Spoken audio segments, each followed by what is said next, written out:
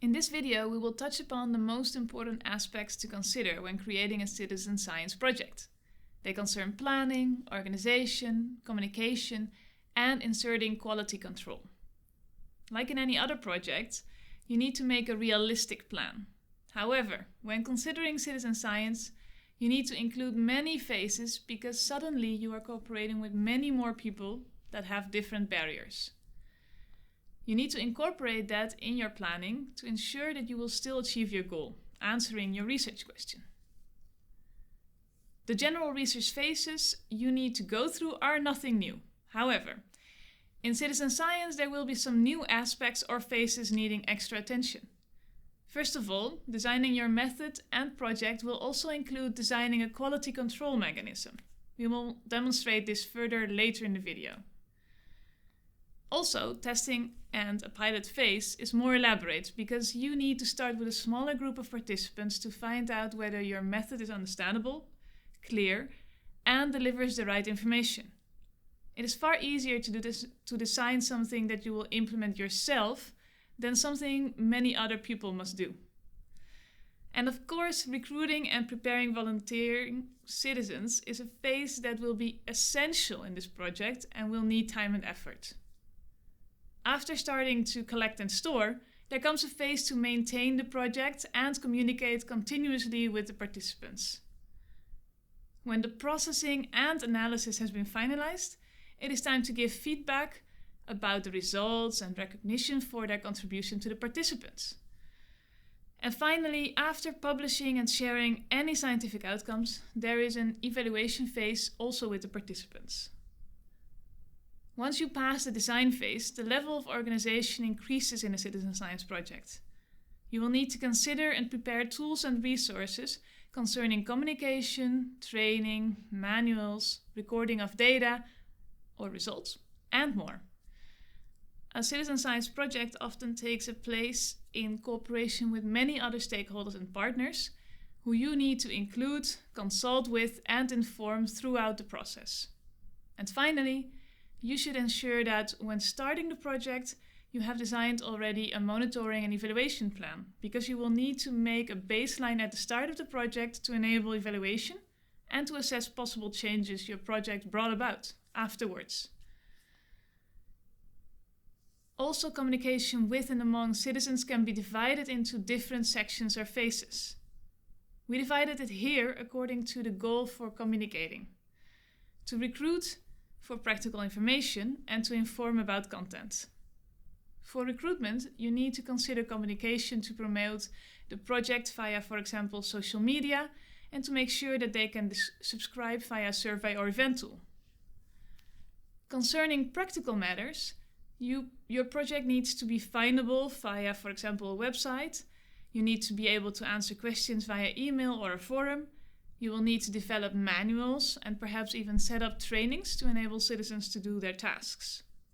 And finally, when you actually want to inform about the content of the research question or results, you should think about webinars or meetings, communicating via infographics, comics or maps, and include perhaps newsletters and other content to keep participating citizens informed and engaged.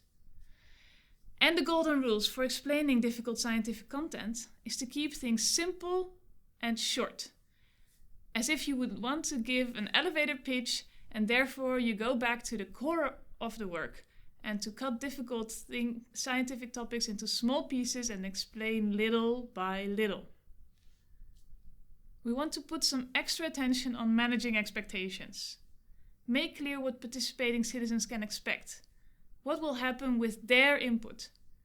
Make sure they realize that you will never be sure to find a definitive research answer or a direct solution to a problem. If in the end you do succeed doing this, that is always positive. But if you leave this open, people might get very disappointed at the end. Science is an insecure activity. Make sure they realize this. What also helps is to give perspective of action for themselves during and or after the research. What can they personally do with this? And finally, you might consider creating rewards for participants, like for example a small prize or a competition. These expectations also have to do with the quality control that you implement in your research. There is still much uncertainty regarding the quality of citizen science data, which can be one of the reasons for researchers not to use this method, or afterwards take the results less serious. Of course, you don't want this to happen, and that is also not necessary. Much research has proven that citizens are perfectly able to make valuable and scientifically valid contributions that are on par with professional scientists. Furthermore, it depends highly on organization and communication of the citizen science project whether this is possible. That is also why we have focused on that explicitly. Let us first agree on what data quality refers to. In principle, data quality for an individual data record refers to the accuracy and precision with which a data value represents a measurable parameter of an entity or phenomenon. When you look at the dataset level, it refers to all attributes being accurately measured using a standard protocol and accurate instrumentation. Higher quality data accurately and precisely represents reality, while low quality data are a poor and inconsistent representation of that reality. And finally, errors in measurement can be random, so scattered, or systematic, meaning always wrong or biased in the same direction. And they can arise due to poor instrumentation, being imprecise, poorly calibrated or old, and operated errors, which usually introduce systematic biases in data.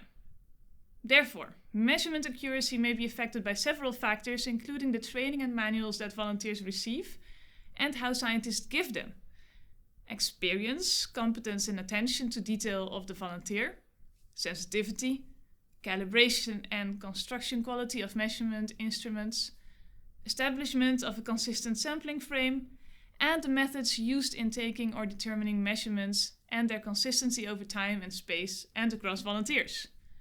With respect to field-based observational facts such as recording species occurrence, competency, and attention to detail by citizen scientists can affect factors such as correct identification, spatial accuracy, precision, and uncertainty, and date and time precision. Third-party perceptions of data quality can be affected by whether records have been verified or validated by experts, or if there are methods or additional datasets available to cross-validate or even triangulate results. Think of two volunteers processing similar location or data, picture comparison, and statistical analysis. However, the actual quality of data has significance only in the context of usage. This is a relative concept that relates to fitness for use, defined by Chapman, which describes that for some applications, low-quality data may be acceptable. For example, in some studies, the lower quality is balanced by a far wider scope, demonstrating that almost all data has value depending on the purpose for which it is to be used. Be sure, therefore, to design your method keeping fitness for use in mind and with a way to insert quality control. I hope this was insightful. Because it may all sound quite abstract, we have used a previous case to explain how all these factors can be put in practice. Have a walk, drink a cup of coffee, or just sit and listen to this story.